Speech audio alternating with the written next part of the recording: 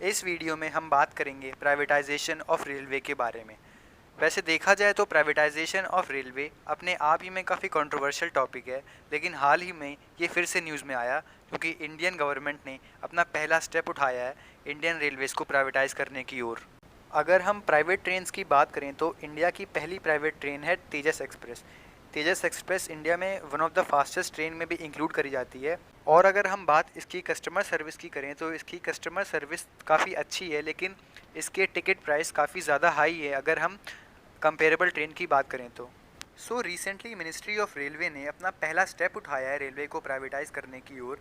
उन्होंने उन कंपनीज़ को जो इन्वेस्टमेंट करने के लिए इंटरेस्टेड हैं उनको इनविटेशन भेजा है, जिसको हम रिक्वेस्ट फॉर क्वालिफिकेशन RFQ भी कहते हैं। इस डिसीजन के अंदर रेलवे ने 151 प्राइवेट ट्रेन्स इंट्रोड्यूस करने का फैसला लिया है, जो कि 109 पेयर ऑफ रूट्स पर दौड़ेंगी। तो सबसे पहले हम डिस्कस करेंगे RFQ के बारे में, जिसको हम रिक्वेस्ट फॉर क्वालिफिकेशन भी कहते हैं। बेसिकली RFQ क्या होता है कि एक प्राइवेट कंपनी एप्लीकेशन फॉर्म हमारी गवर्नमेंट को फिल करके देगी कि वो इस प्रोजेक्ट में इंटरेस्टेड हैं और इसमें इन्वेस्टमेंट करना चाहते हैं।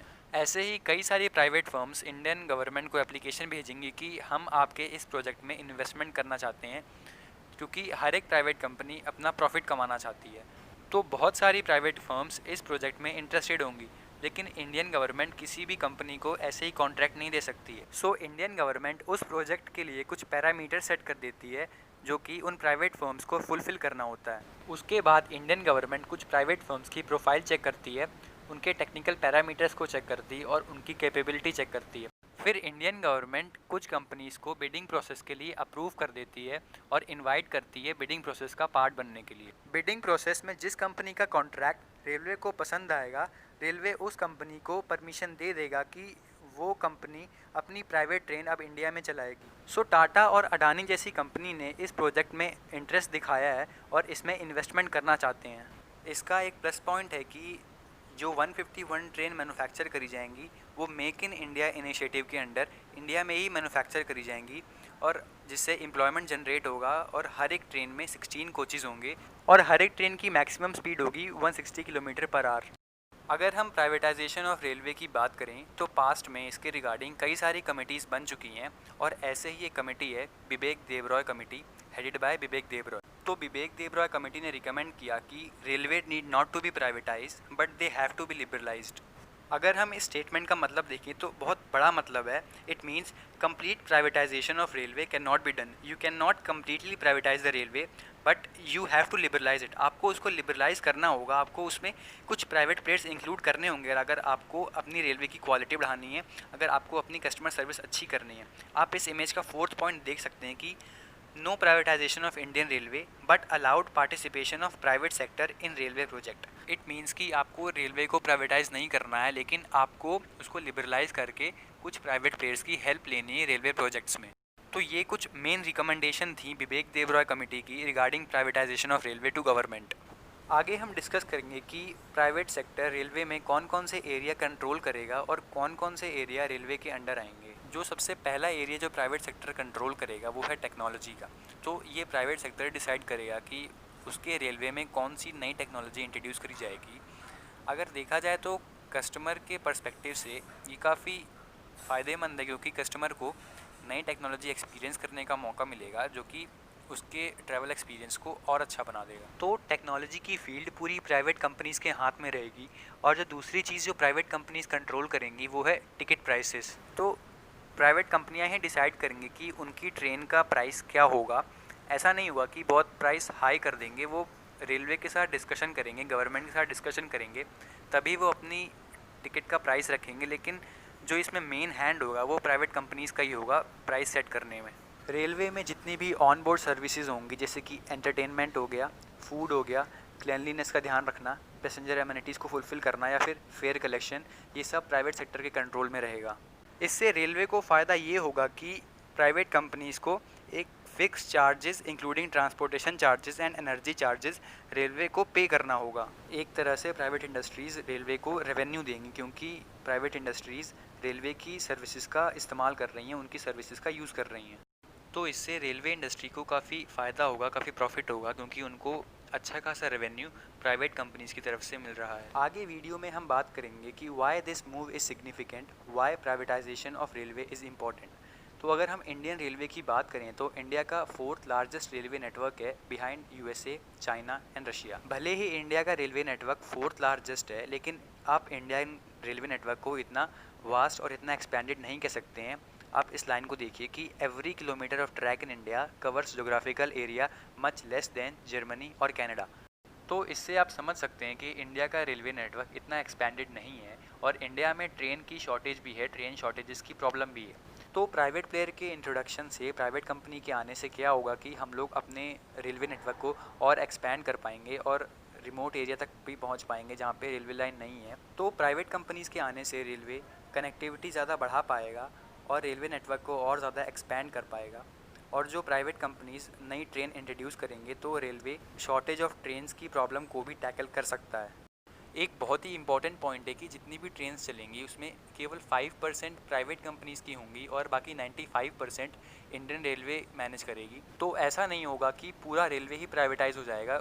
जितनी भी ट्रेन चलेंगी उसमें 5% प्राइवेट कंपनीज चलाएंगी और 95% रेलवे चलाएगी। प्राइवेटाइजेशन ऑफ रेलवे के कुछ एडवांटेजेस भी हैं, कुछ डिसएडवांटेजेस भी हैं। सबसे पहले वीडियो में हम डिस्कस करेंगे कि what are the advantages of privatisation of railway. जो सबसे पहला एडवांटेज होगा प्राइवेट कंपनी के आने से वो ये होगा कि हमारे रेलवे का इंफ्रास्ट्रक्चर काफ़ी इम्प्रूव हो जाएगा, जो कि एनहेंस करेगा पब्लिक के ट्रैवल एक्सपीरियंस को। अगर आप अभी कंडीशन की बात करें तो रेलवे स्टेशंस में इतनी क्लीनलीनेस देखने को नहीं मिलती है। अगर प्राइवेट कंपनीज रोल में आएंगी तो ये अपने आप ही इम्प्रूव हो जाएगा, जो कि पब्लिक के ट्रैवल एक्सपीरियंस को और एनहेंस करेगा।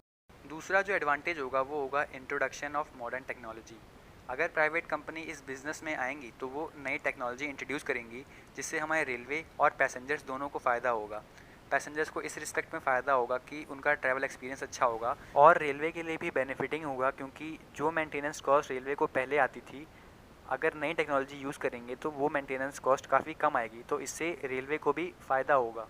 अगला जो एडवांटेज होगा कि कंपनीज़ के बीच में कंपटीशन बढ़ेगा। जब प्राइवेट कंपनीज़ इस बिज़नेस में आएंगी तो उनके बीच में कंपटीशन बढ़ेगा, क्योंकि हर एक कंपनी ज़्यादा से ज़्यादा प्रॉफिट कमाना चाहती है।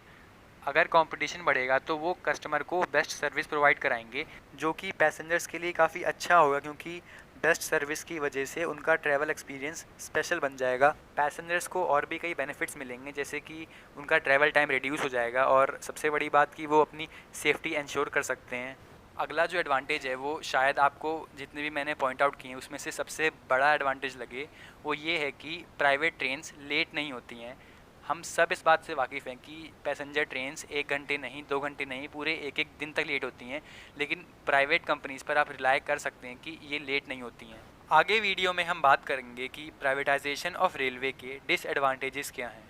जो सबसे पहला डिसएडवांटेज है वो ये है कि privatisation of railway economic class divide पैदा करेगा, क्योंकि government sector social service provide करता है, वो इतना ज़्यादा प्रॉफिट पर ध्यान नहीं देता है। लेकिन वहीं प्राइवेट कंपनीज मनी माइंडेड होती हैं, उनका मेन एम होता है प्रॉफिट कमाना।